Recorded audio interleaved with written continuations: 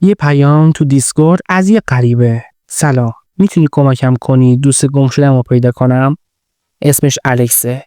تو ماینکرافت باش بازی میکردم. به نظر بی‌ضرر میاد، ولی وقتی شروع میکنی به جستجو وارد یه دونه رابیت هول تاریک میشی که دیگه راه برگشت نداری. سلام بچه‌ها.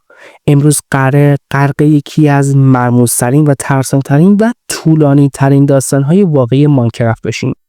پیدا کردن بازیکنی که وجود نداره، از پیام دیسکورد تا هک هایی که واقعا ترسناکن. یه سروری نفرین شده.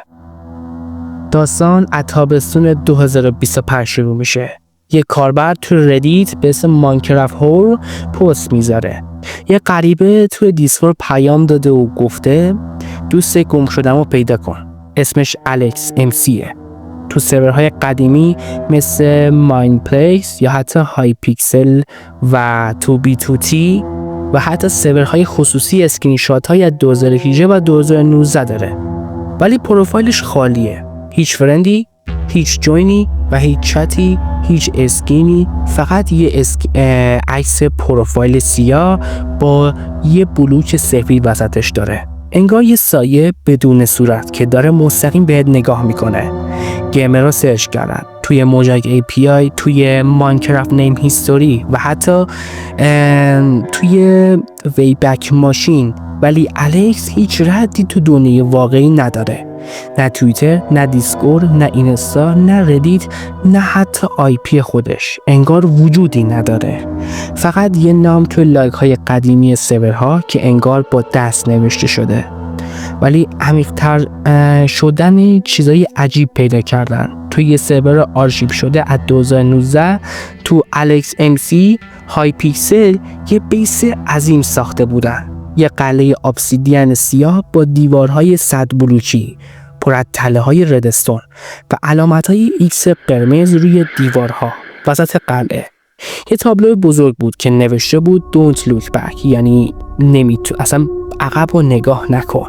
و زیرش یه اتاق مخفی با یه آیتم غیر قانونی، یه شمشیر عجیب که با اینچنت‌های ناممکن مثل شرپنس 10. وقتی گیمرها وارد شدن سرور کرش کرد و لاگ‌ها پر از ارورهای عجیب شد، مثل It's not the source یا حتی Player Data Decrypted. بعضی اسکرین شات هایی گرفتن ولی عکس ها محو شدن. فایل ها کرش کرد یا وقتی بازشون کردن فقط یه بلوک سفید وسط صفحه بود. یکی از گیمرها گفت وقتی دوباره وارد شد بیسش خودش به شن تبدیل شد و یه پیام تو چت ظاهر شد که میگفت You weren't the suspect. شایعه است که الکس امسی یه هکر شبح بوده که سرورها رو هکینگ کرد.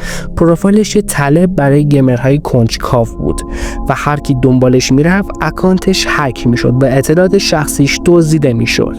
ماجرا ترسناکتر شد و غریبه های دیسکورد پیام های بیشتری میفرستادن که میگفت الکس تو بی تو تی بود، پیداش کن وگرنه تو بعدی هستی.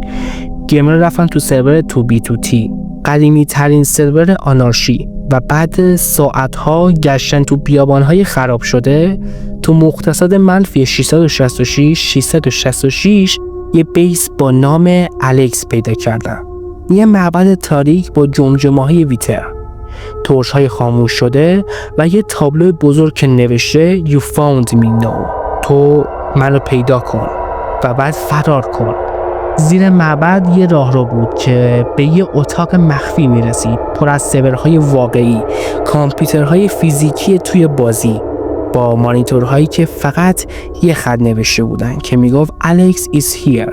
وقتی نزدیک شدن سرور کرش کرد و همه کیک شدن و لاگ‌ها پر از پیام‌های رمزنگاری شده بود، مثل IP طرف یا حتی میگفت الکس الان داره تو رو نگاه میکنه. خیلی ترسناک و عجیب بود.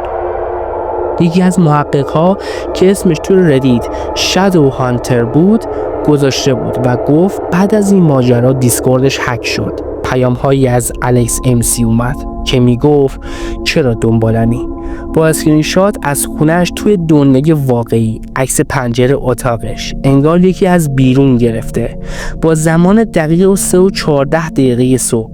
این گیمر پلیس محلی توی آمریکا رو خبر کرد، ولی وقتی تحقیق کردن هیچ ردی از الکس پیدا نکردن، نه آی پی، نه ایمیل، نه حتی یه رد پای دیجیتالی. فقط یه فایل توی سیستمش مونده بود، یه متن با یه خط که میگفت Alex never left، که میشه گفت الکس هیچ وقت فرار نمیکنه یا هیچ وقت نمیره. و یه فایل صوتی که وقتی بازش کرد فقط صدای نفس کشیدن بود، 10 دقیقه مداوم. داستان هنوزم ادامه داره. تو اواخر 2025 گیمرهای جدید توی سرورهای بدراک و جاوا از دیدن الکس امسی تو لابی‌های خالی حرف زدن. یکی توی مای پیکسل گفت الکس امسی توی لابی اسکای وارس وایساده بود، ولی وقتی نزدیک شدن غیبش زد. وقتی بعد سرور هم بعدش کرش کرد، اکانت هم لاگ اوت شد و نمیتونستم وارد بشم. یه گیمر دیگه تو سرور خصوصی میگفت الکس امسی جوین شد، ولی اسمش تو تب لیست نبود، فقط تو چت پیام داده که میگفت هلپ می. بعد همه کیک شدن و بعضی تو ردیت اسکرین شات هایی گذاشتن و سرورهای مخفی که فقط با دعوت الکس امسی میتونستی وارد بشی، که سرورهایی با نام الکس دومین که پر از بیس های نفرین شده بود و هر کی وارد میشد بعد از 5 دقیقه از سرور کرش میکرد. ترسناک ترین بخش اینه که غریبه دیسکورد بعد از تحقیق غیبش زد و محقق‌ها هنوزم پیام‌های تهدید آمیزی دریافت میکنن که میگه الکس منتظره، تو بعدی هستی. یکی از گیمرها گفت بعد از دیدن بیس الکس هدفونی شروع کرد به پخش صداهای زمزمه حتی وقتی که بازی رو بسته بود. یک گزارش دیگه هم از نوامبر 2025 که میگفت تلفنم زنگ خورد، شماره فقط 0 بود، اونم 4 تا بیشتر نبود. وقتی جواب دادم فقط صدای نفس بود. بعضیا میگن الکس یه روح دیجیتاله، یه باگ تو سرورهای ماینکرافت که زنده شده و گیمرها رو شکار میکنه، یا شاید یه گروه هکری از ماینکرافت برای دزدی اطلاعات استفاده میکنه، ولی چرا هیچ ردی ازش نیست؟ واقعا برای ما که سواله. حالا نظر شماها چیه؟ جرأت دارید دنبال الکس بگردید، یا اگه تو دیسکورد یه پیامی از یه غریبه بگیرید چی کار میکنید؟ تا حالا تو ماینکرافت چیز عجیبی دیدید یا نه؟ تو کامنت بنویسید.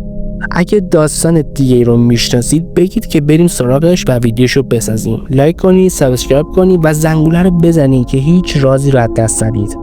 اگه تنهایی یا نصف شبی با چراغ روشن ببین، چون ممکنه بعد از این ویدیو جرئت نکنی ماینکرافت رو بازی کنی، چون الکس داره تماشاتون میکنه.